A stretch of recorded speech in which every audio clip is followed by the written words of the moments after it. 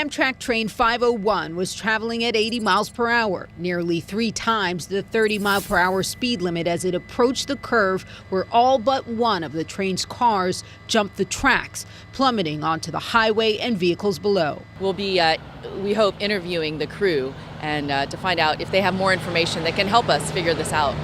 Besides looking at whether a mechanical malfunction played a role, investigators are now focused on the crew controlling the train and whether human error caused the deadly derailment. It was like being inside an exploding bomb. There was this body lying there. I mean, he hardly had any clothes on. The clothes had just been ripped off him, and he was obviously dead. While investigators have not determined the cause, Amtrak's CEO says positive train control was not activated when the derailment happened. PTC is a technology which automatically slows down and eventually stops a train if it senses it's going too fast. Sound Transit, the company that owns the track, says the technology will be fully implemented by next spring. One of NTSB's board members blamed politics for the delay. We have recommended PTC for decades, in fact, some form of PTC, and it actually was mandated. But unfortunately, the deadline was moved farther into the future. And every year that we wait to implement PTC to its fullest extent means that more people are going to be killed and injured.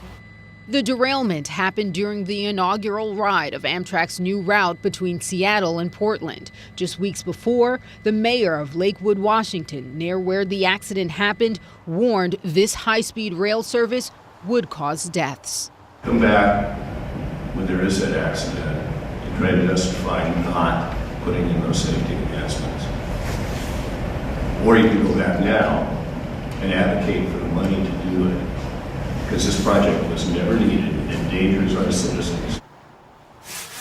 Well, now the focus turns to the crew and their experience. The NTSB hopes to have all their interviews completed within the next day or so. Of course, Jake, they're going to want to know everything from how much sleep did they get the night before to just how familiar they were with these tracks. After the crash yesterday, President Trump's first tweet touted the need for his infrastructure plan. He got some heat for that, for not immediately recognizing, obviously, the victims. But today we're learning something else, that the tweet might not have been factually on target, that infrastructure might not have actually been an issue here. Right. So there's so much to unpack there. Number one, the president still has not unveiled what his infrastructure plan is 1 year in. It's also at this point, we don't know if infrastructure played a role at all. At this point, we know that speed was indeed a factor. Whether we can take it a step further to say infrastructure, we just simply don't know. But even if we say, look, PTC, positive train control, that technology that would slow down a train, that is technically considered infrastructure. If you wanted to make that argument, Sarah Sanders was asked about this today in the press briefing, and then she was essentially asked, would the president speed up the implementation of this technology, and she deflected, essentially saying, let's wait and see what caused the crash in the first place. So not quite sure what the president was saying in that tweet. It's just too early to tell. It's heartbreaking that after the PTC related crash in Philly, that this would happen 2 years later, more unnecessary victims. Renee Marsh, thank you so much.